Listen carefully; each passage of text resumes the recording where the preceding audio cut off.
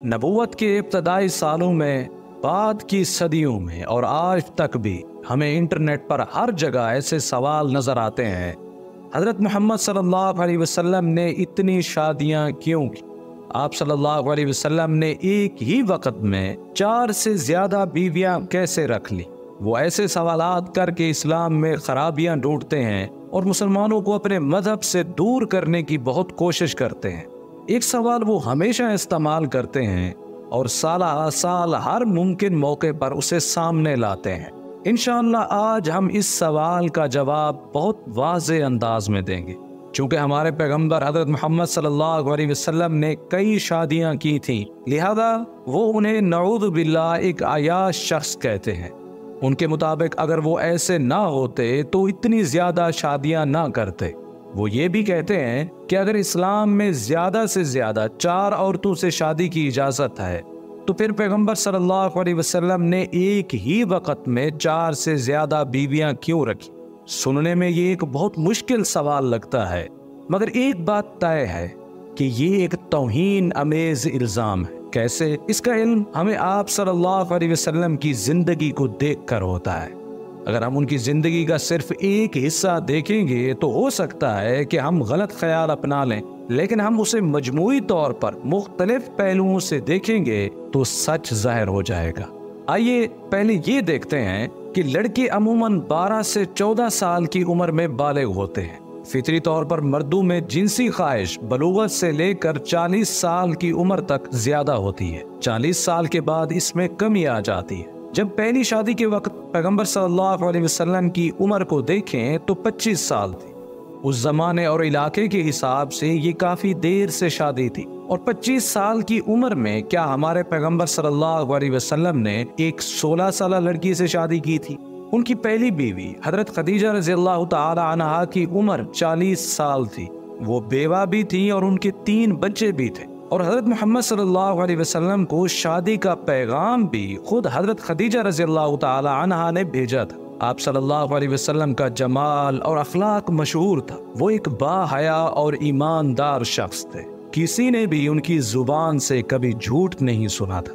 हर एक को उन पर इतना भरोसा था कि वो उन्हें अल अमीन यानी ईमानदार के नाम से पुकारते थे। यहाँ तक कि उनके दुश्मन भी उनके पास बिला झिझक अपनी चीजें रखवाते थे। लिहाजा उनके लिए अपनी मर्जी की किसी लड़की से शादी करना बहुत आसान था। मगर उन्होंने एक अधेड़ उम्र औरत से शादी की, हालांकि वो उम्र के उस हिस्से में थे जब मर्द की जिनसी ख्वाहिश बहुत ज्यादा होती है। हज़रत खदीजा रज़ियल्लाहु ताला अन्हा का इंतकाल 65 साल की उम्र में हुआ। तब तक आप सल्लल्लाहु अलैहि वसल्लम ने किसी और औरत से शादी नहीं की और उस वक़्त तक पैगंबर सल्लल्लाहु अलैहि वसल्लम की उम्र मुबारक 49 साल या 50 साल हो चुकी थी। वो अपनी भरपूर जवानी के 25 साल तक सिर्फ एक औरत के साथ रहे। अगरचे हमारी माँ खदीजा रज़ियल्लाहु ताला अन्हा ने कई मरतबा उन्हें दूसरी शादी का कहा था कि अगर आप सल्लल्लाहु अलैहि वसल्लम की ख्वाहिश है तो उसको जरूर पूरा कीजिए, मगर उन्होंने हमेशा इनकार किया।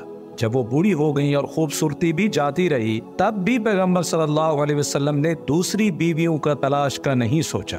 उनके इंतकाल के बाद 2 साल तक आप सल्लल्लाहु अलैहि वसल्लम अकेले रहे।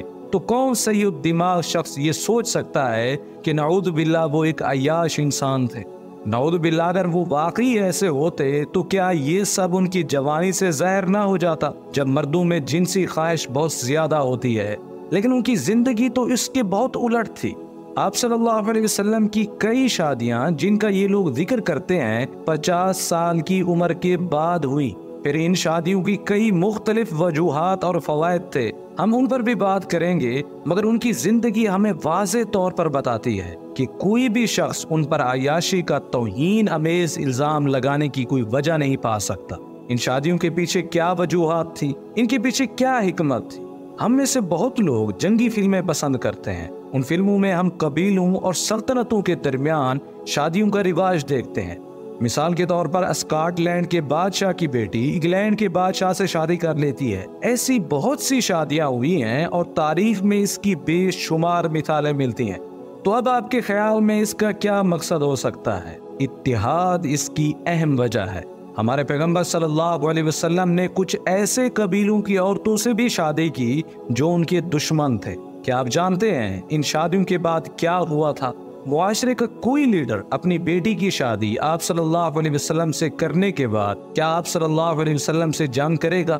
آپ صلی اللہ علیہ وسلم کی شادیوں کے پیچھے ایک حکمت ریاستی تعلقات تھے۔ ہماری ماں جویریہ رضی اللہ تعالی عنہ اس کی ایک مثال ہے، اور اگر کوئی دشمنی نہ بھی ہوتی تب بھی اس وقت یہ قبائلی کلچر تھا۔ عموماً مختلف قبیلوں کی ایک دوسرے کے ساتھ خوشگوار اور اچھے تعلقات نہیں ہوتے تھے، وہ ہمیشہ محتاط اور دفاعی حالت میں رہتے تھے۔ چونکہ ہمارے پیغمبر صلی اللہ علیہ وسلم کا بنیادی مقصد اللہ تعالیٰ کا پیغام پہنچانا تھا، لہذا شادی کے ذریعے لوگوں تک پیغام ان کے لیے حکمت امیز اور معقول اقدام تھا۔ دوسرا پہلو، جب بھی جنگیں ہوتی ہیں تو مردوں کی آبادی تیزی سے کم ہوتی ہے۔ آپ صلی اللہ علیہ وسلم کے زمانے میں اس وجہ سے اور کچھ دیگر وجوہات سے بہت سی بیوائیں موجود تھیں۔ کچھ صحابہ کی طرح آپ صلی اللہ علیہ وسلم نے بھی ایسی عورتوں سے شادی کی جنہیں تحفظ کی ضرورت تھی۔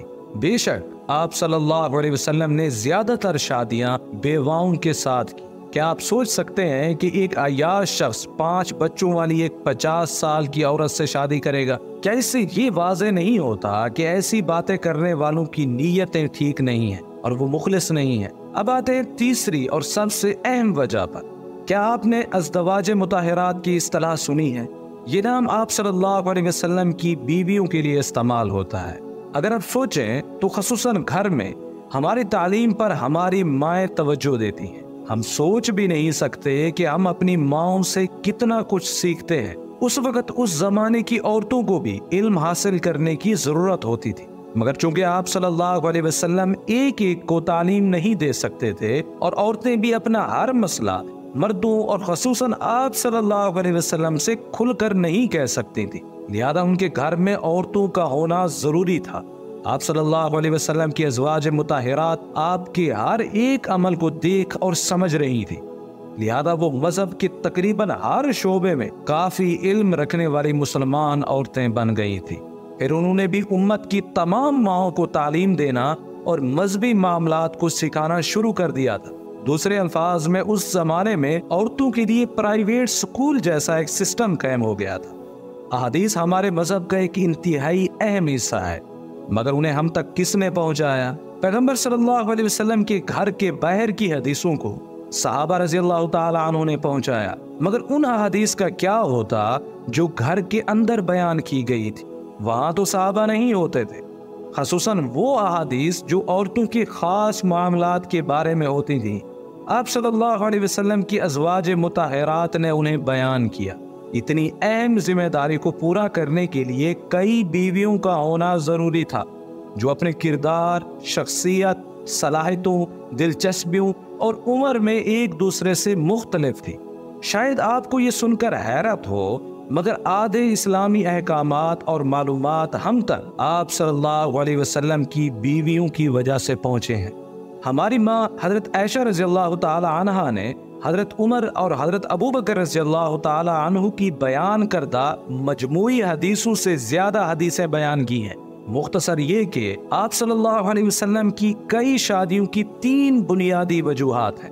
اگر آپ کو یاد ہو تو یہ سوال بھی پوچھا جاتا ہے کہ آپ صلی اللہ علیہ وسلم نے ایک ہی وقت میں 4 سے زیادہ بیویاں کیسے رکھ لیں؟ حالانکہ اسلام میں مردوں کے لیے زیادہ سے زیادہ 4 شادیوں کی اجازت ہے، مگر ہمیں یہ جاننا ہوگا کہ آپ صلی اللہ علیہ وسلم پر کسی بھی مسلمان سے زیادہ ذمہ داریاں تھیں۔ مثلا شاید آپ کو حیرت ہو، مگر ان کے لیے تہجد کی نماز فرض تھی، یعنی ان کو آدھی رات کو فجر کی نماز سے پہلے تہجد پڑھنے کے لیے نیند سے جاگنا پڑتا تھا۔ اگرچہ یہ ہمارے لیے نفل ہے، مگر آپ صلی اللہ علیہ وسلم کے لیے یہ فرض تھا۔ اسی طرح ہمارے ذکر کی گئی ان 3 کاموں کی تکمیل، خصوصاً تیسرے کام یعنی عورتوں کے لیے استاد عورتوں کو تیار کرنے کی خاطر ان کے لیے 4 بیویوں کی حد نہیں رکھی گئی تھی، بلکہ یہ تو آپ صلی اللہ علیہ وسلم کے لیے ایک اضافی بوجھ تھا، کیونکہ آپ صلی اللہ علیہ وسلم کو 4 سے زیادہ بیویوں کو سنبھالنے اور سب کے ساتھ برابر کے سلوک کرنے کی ذمہ داری بھی سونپ دی گئی تھی۔ नतीजतन जब हम इन तमाम बातों पर गौर करते हैं तो ये हकीकत हमारे सामने आती है। अगर आप इस दावे को सरसरी तौर पर देखें तो उनका ये दावा हमें बड़ा ही माकूल लगेगा, मगर जब हम तफसील में जाएंगे और मजमूई सतह पर देखेंगे तो हमें मालूम होगा कि इसे तोड़ मरोड़ कर पेश किया गया है।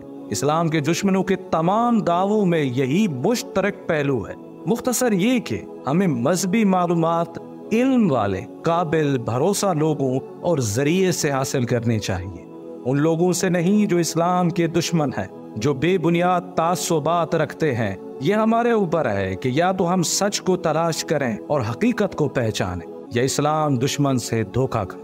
इस वीडियो के बारे में कमेंट सेक्शन में अपनी राय का इजहार जरूर कीजिएगा। उम्मीद करते हैं कि ये वीडियो आपके इल्म में इजाफे का सबब बनी होगी। अगर ये वीडियो आपको अच्छी लगी तो इसे लाइक करें और शेयर भी कर दें। मिलते हैं एक नई वीडियो के साथ, तब तक के लिए इजाजत दें। अस्सलाम वालेकुम वरहमतुल्लाहि वबरकातुहू।